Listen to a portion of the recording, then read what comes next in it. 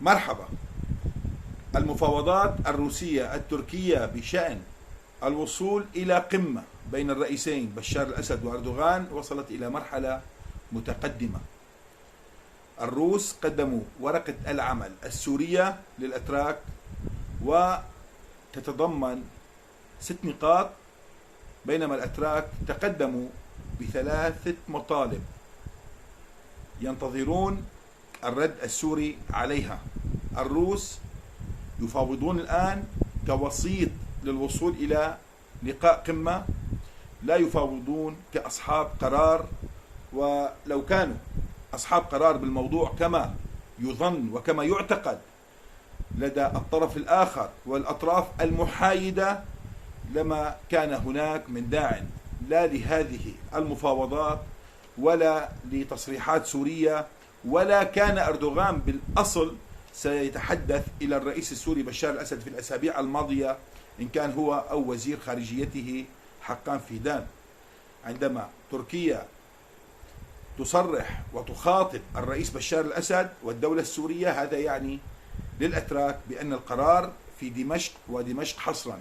بالتالي الروس هم الآن عبارة عن وسيط محترم وموثوق للدولة السورية، ويقدمون النقاط السورية ويحصلون من الأتراك على النقاط والمطالب التي يريدونها ليقدموها للدولة السورية، أملا بالوصول إلى قواسم مشتركة تقود إلى لقاء قمة يحلم به الأتراك منذ فترة ليست بالقصيرة، ويتريث السوريون في الإعلان عن الموافقة عليه. دعونا نتحدث بالنقاط ال6 التي قدمها الروس للأتراك عن موقف الدولة السورية. على الأتراك الالتزام بهذا، وعلى الأتراك أن يقدموا إجابات في غضون أيام قليلة. 1. تسليم المطلوبين للقضاء السوري الموجودين في تركيا. 2. انسحاب تركيا من إدلب وريف حلب وتسليمه للدولة السورية بالكامل. 3.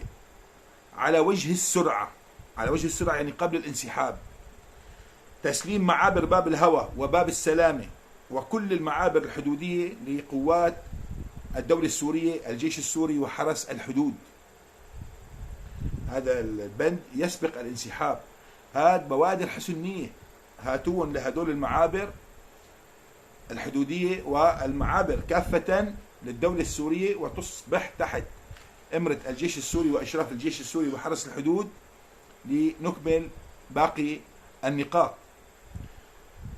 4. سيطرة الجيش السوري على مناطق شرق الفرات. 5.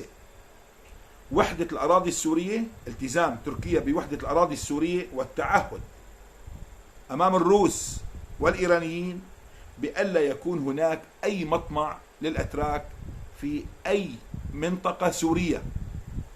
6. نقطة مهمة، أن يدعم الأتراك خروج الأمريكيين المرتقب من سوريا. قد يسأل سائل، هذا البند شو دخل تركيا فيه؟ 2019 أعلن ترامب الانسحاب من سوريا، والقوات الأمريكية يعني حزمت حقائبها للمغادرة. ما الذي حصل آنذاك؟ السعودية وتركيا كان لهما دور سلبي في ذلك، وأقنعا ترامب بالضغط والتأثير والمونة على البقاء، فغير ترامب قراره في ظرف 72 ساعة وبقي. أن تدعم تركيا الآن الانسحاب الأمريكي بمعنى ألا تستجدي أمريكا البقاء. وقد يسأل سائل، شو مصلحة تركيا من بقاء أمريكا بسوريا؟ لها مصلحة كبرى، ضبط قسد تحت إشراف أمريكا مصلحة تركيا.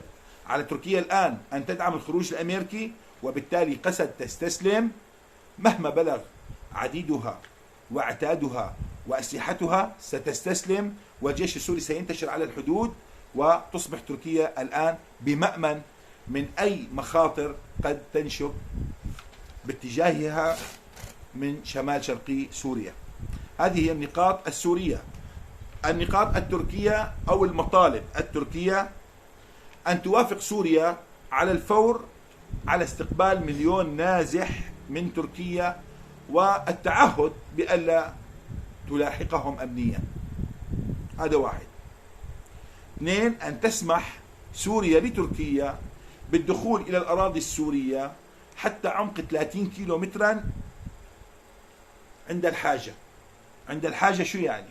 في حال قامت يعني حملات عسكرية من منظمات تابعة لحزب العمال الكردستاني باتجاه تركيا ولم تمتنع ولم تواجه الدولة السورية الأمر، أو عجزت الدولة السورية عن صد هذه الجيوب المنطلقة باتجاه الأراضي التركية، عندها الأتراك يريدون الدخول حتى عمق 30 كيلو مترا، وهذا يفسر الطلب التركي الضمني بتعديل هذا البند من اتفاقية أضنا التي تسمح للأتراك بالدخول إلى الأراضي السورية حتى عمق 5 كيلو متر فقط. هذا البند لا أعتقد بأن الأتراك سينجحون بتفعيله، لأن السوريين سيكون عليهم من الصعب جدا الموافقة عليه. هو مطلب ليس إلا. الثالث، الموضوع الثالث، حل وسط بين المطالب السياسية التركية من سوريا سابقا وبين الواقع.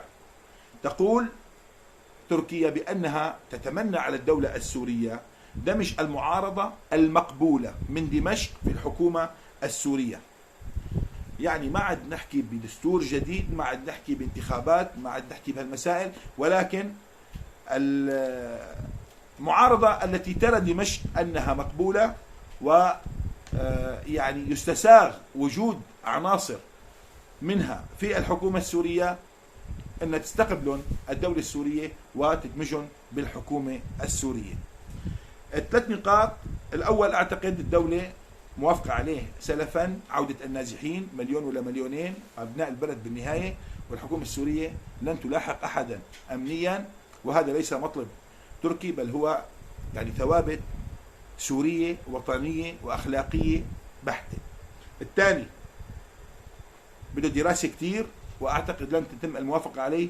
الثالث الله أعلم، لا أحد يعرف ما يدور في بال الحكومة السورية حيال قبول بعض المعارضين المقبولين، حطوها بين قوسين المقبولين، لأنه ولا معارض برا مقبول لدى الحكومة السورية.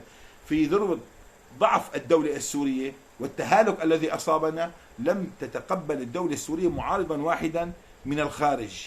كيف والأمور الآن تسير مع عقارب الساعة باتجاه الخلاص والحل والراحة في سوريا.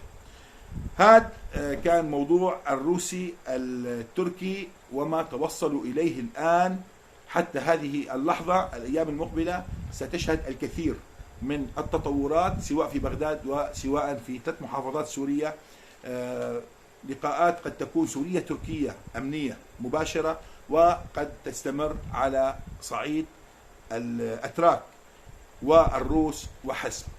الموضوع منتهي، الفيديو منتهي، لنا لقاء آخر اليوم متعلق بتطورات على الأرض بين تركيا وقوات سوريا الديمقراطية في عدة مناطق تسيطر عليها تركيا فتهاجم من قبل قسد، أو تسيطر عليها قسد فتهاجم من قبل الأتراك. سنرى الخريطة العسكرية أين وصلت بين الطرفين، والضحايا من الطرفين، وردود فعل من هنا وهناك حول مجريات 48 ساعة الأخيرة من الاشتباكات والمواجهات العسكرية. ابقوا بخير وتمنوا لنا الخير، والسلام عليكم.